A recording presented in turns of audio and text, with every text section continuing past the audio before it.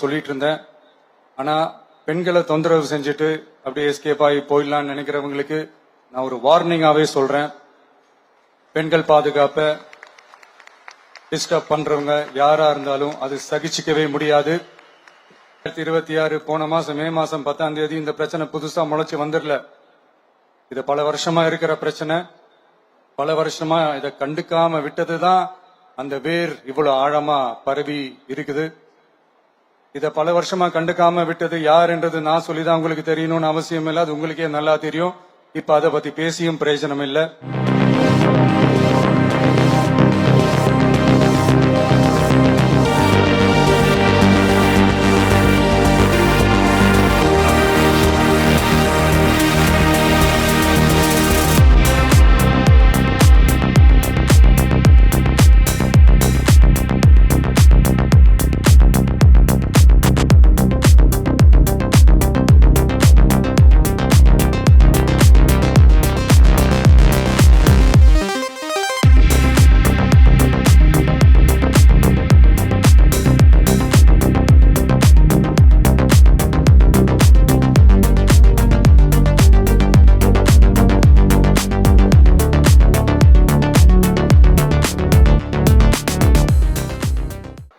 மாண்புமிகு அமைச்சர்களுக்கும் மதிப்பிற்குரிய சிறப்பு விருந்தினர்களுக்கும் அனைவருக்கும் என்னுடைய வணக்கம். ஒரு சில நிகழ்ச்சி மட்டும்தான் மனசுக்கு ரொம்ப நெருக்கமா ஃபீல் பண்ணும். அதை நினைச்சாலே ரொம்ப சந்தோஷமா ஃபீல் பண்ணும்.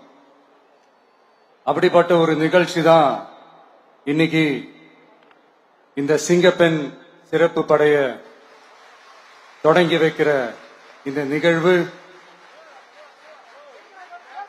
உண்மையிலே மனசுக்கு ரொம்ப நெருக்கமான ஒண்ணு, சந்தோஷமான ஒண்ணு. நம்ம பாட்டி, அம்மா, அக்கா, தங்கைகள், ஒவ்வொரு வீட்டில் இருக்கிற பெண் குழந்தைகள், இவங்க எல்லாருக்குமான பாதுகாப்பை உறுதி செய்வோம்னு சொன்னோம். ஆனா அது எலெக்ஷனுக்காக மட்டுமே கிடையாது. மனசுல இருந்து நிஜமா, உண்மையா, உணர்வு பூர்வமா சொன்னதுதான்.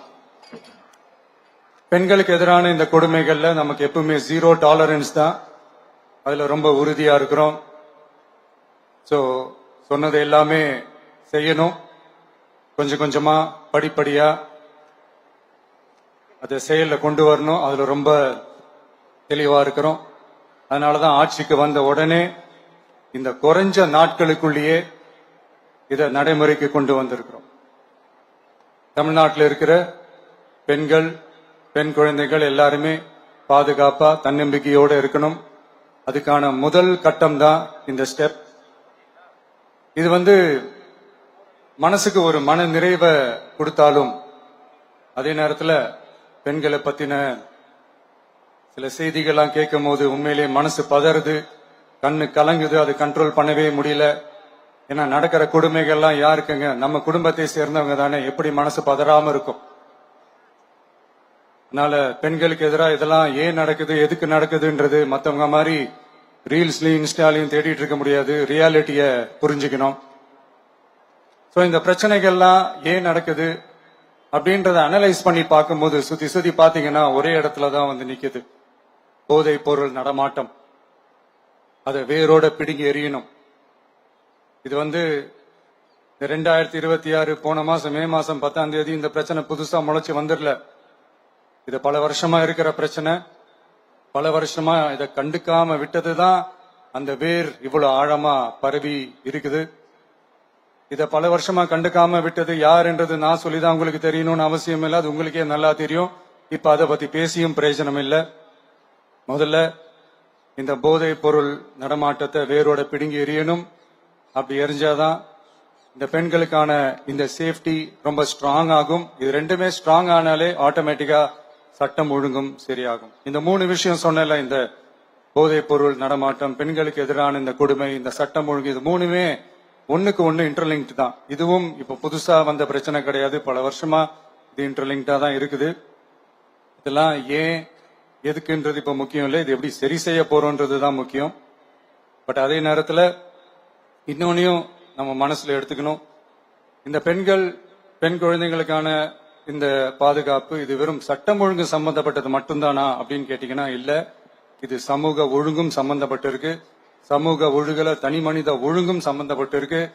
தனி மனிதன் ஒழுங்கா இருந்தாலே அந்த சமூகம் தன்னால மாறும். ஒரு கட்டுப்பாட்டோட ஒரு பொறுப்பா இருந்தாலே இந்த மாதிரி பல பிரச்சனைகளை நம்ம கண்ட்ரோல் பண்ணலாம். படிக்கிற இடத்துல, வேலைக்கு போற இடத்துல, டிராவல் டைம்ல, ஆனா டெய்லி லைஃப்ல பயம் இல்லாம மரியாதையோட நம்ம பெண்கள் வாழணும். அதுக்கான ஒரு அட்மாஸ்பியரை நம்ம கிரியேட் பண்ணணும். அதுதான் நம்மளுடைய ஃபர்ஸ்ட் டார்கெட்டு. இவ்வளவு நேரம் நான் இதெல்லாம் ரொம்ப சாஃப்டா சொல்லிட்டு இருந்தேன். ஆனா பெண்களை தொந்தரவு செஞ்சுட்டு அப்படியே எஸ்கேப் ஆகி போயிடலாம்னு நினைக்கிறவங்களுக்கு நான் ஒரு வார்னிங்காவே சொல்றேன். பெண்கள் பாதுகாப்பை டிஸ்டர்ப் பண்றவங்க யாரா இருந்தாலும் அது சகிச்சுக்கவே முடியாது. அவங்களுக்கான தண்டனைக்கான அந்த நடவடிக்கைகள் எல்லாமே போலீஸ் டிபார்ட்மெண்ட்ல இருந்து ரொம்ப கடுமையான ஒரு தண்டனையா இருக்கும். கடுமையான ஒரு நடவடிக்கைகளா இருக்கும். அந்த தண்டனை அவங்களுக்கான அந்த சார்ஜ் ஷீட் எல்லாமே ரொம்ப ஃபாஸ்டா ஸ்பீடா அது செயல்படுத்தப்படும். என்ன ஒண்ணு, அந்த ஸ்பீட்ல நிரபராதிகள் யாரும் தண்டிக்கப்பட்டிருக்கூடாது. இதையும் காவல் அதிகாரிகள் மைண்ட்ல எடுத்துக்கணும். தப்பு செஞ்சவங்களுக்கு மட்டுமே அந்த உண்மையான கடுமையான தண்டனை கோர்ட் மூலியமா வாங்கி தரணும். அப்பதான் அதை பார்த்து தப்பு செய்ய நினைக்கிறவங்களுக்கு கூட தப்பு செய்யக்கூடாதுன்ற அந்த ஒரு பயம் வரணும். இந்த சிங்கப்பெண் சிறப்பு படைக்காக நம் அரசு சார்பாக முதற்கட்டமாக 354 கோடிக்கு மேல நிதி ஒதுக்கப்பட இருக்கு. இந்த திட்டத்தோட இரண்டாவது கட்டமா இந்த படைக்காக மட்டுமே 2500 புதிய பணியிடங்கள் உருவாக்கப்பட உள்ளது. பெண்களோட பாதுகாப்பை ஸ்ட்ராங் பண்றதுக்காக மாடர்ன் ஃபெசிலிட்டிஸ் இருக்கிற வாகனங்களும் நவீன உபகரணங்களும் தொழில்நுட்ப சாதனங்களும் அலாட் செய்யப்பட இருக்கு. ஆல்ரெடி உமன் சேஃப்டிக்காக செயல்படுற அமைப்புகளுக்கு அடிஷனல் ஸ்ட்ரென்த் அண்ட் சப்போர்ட்டா இந்த சிங்கப்பெண் படை செயல்படுங்கிறத மீண்டும் வலியுறுத்தி சொல்ல விரும்புறேன். பெண்களுக்கு எதிரான குற்றங்கள் நடக்கிறதுக்கு முன்னாடியே அதை தடுக்கிற காவல் நடவடிக்கையில இந்த படை முக்கிய பங்கு வகிக்கும். ஃபீல்ட் ஒர்க்ஸ் அண்ட் பிரிவென்டிவ் ஆக்ஷன்ஸ்ல இந்த படை ஈடுபடுறதால அனைத்து மகளிர் காவல் நிலையங்கள் எல்லாம் வழக்கு விசாரணையிலும் குற்றவாளிகளுக்கு தண்டனை வாங்கி தர்றதிலையும் இன்னும் அதிக கவனம் செலுத்த முடியும். பெண்களை ஃபாலோ பண்றது, பாலியல் தொல்லை தர்றது, டார்கெட் பண்ணி திரும்ப திரும்ப தொந்தரவு செய்யறது, பெண்கள் கடத்தல் முயற்சி, பப்ளிக் பிளேஸ்ல அசிங்கமா நடந்துக்கிறதுக்கு பஸ்ல தொல்லை தர்றது, கூட்டத்துல பெண்களுக்கு தொல்லை தர்றதுன்னு இது மாதிரி தப்ப தடுக்கிறதுல ரொம்ப முக்கியமா இந்த சிங்கப்பெண் படை செயல்படும். பெண்களுக்கு எதிரான குற்றங்களை தடுக்க நடவடிக்கை எடுக்க இந்தியாவிலேயே முதல் முறையாக ட்ரோன் வாயிலாக பெட்ரோல் மூலை அறிமுகப்படுத்தப்படும். நம்ம வீட்டு பெண்கள் அவங்களோட ட்ரீம்ஸ் அண்ட் எக்ஸ்பெக்டேஷன்ஸ் என்ன அப்படின்றத நம்ம அரசு நல்லாவே புரிஞ்சு வச்சிருக்கு. அதை கொஞ்சம் கொஞ்சமா நாங்க செயல்படுத்துவோம். உங்களுக்கான மரியாதையும் தான், உங்களுக்கான அந்த கண்ணியமும் தான் நம்ம அரசினுடைய highest and most important priority. ஒரு கவர்மெண்டோட அந்த விஷன் அண்ட் டார்கெட் ஆனஸ்டா இருந்தாலே போதும். பிளான்ஸ் அண்ட் அட்டெம்ப்ட்ஸ் அது போற பாதை சரியா இருக்கும்னு சொல்லுவாங்க. அப்படிப்பட்ட ஒரு கவர்மெண்ட் தான் நம்மளுடைய கவர்மெண்ட், உங்களுக்கான கவர்மெண்ட். இந்த ஷார்ட் ஸ்பேன்ல இந்த சிங்கப்பெண் சிறப்பு படைய நடைமுறைக்கு கொண்டு வந்து இதுக்கு ரொம்ப கடுமையா உழைச்ச காவல்துறை அதிகாரிகளுக்கும் பணியாளர்களுக்கும் இந்த நேரத்தில் என்னுடைய பாராட்டுகளை தெரிவிச்சுக்கிறேன்.